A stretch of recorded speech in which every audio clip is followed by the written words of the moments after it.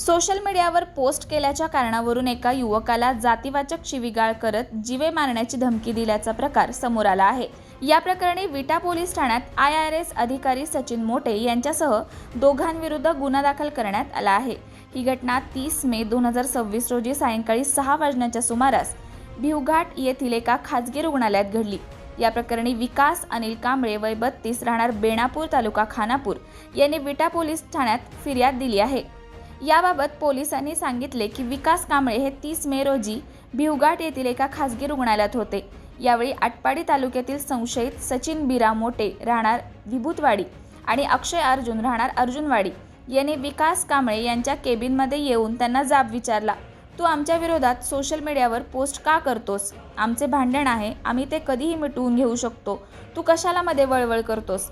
असे म्हणत या दोघांनी कांबळे यांच्या जातीवरून अपमानास्पद शब्द वापरले। तसेच जर तू आमच्या विरोधात पोस्ट टाकणे बंद केले नाहीस तर तुला सोडणार नाही अशी धमकी दिली। या घटनेनंतर विकास कांबळे यांनी विटा पोलीस ठाण्यात धाव घेऊन तक्रार नोंदवली। या तक्रारीवरून विटा पोलिसांनी सचिन मोटे राहणार विभूतवाडी आणि अक्षय अर्जुन राहणार अर्जुनवाडी या दोघांविरुद्ध ॲट्रॉसिटीचा गुन्हा दाखल केला आहे। पुढील तपास उपविभागीय पोलीस अधिकारी विपुल पाटील करत आहेत।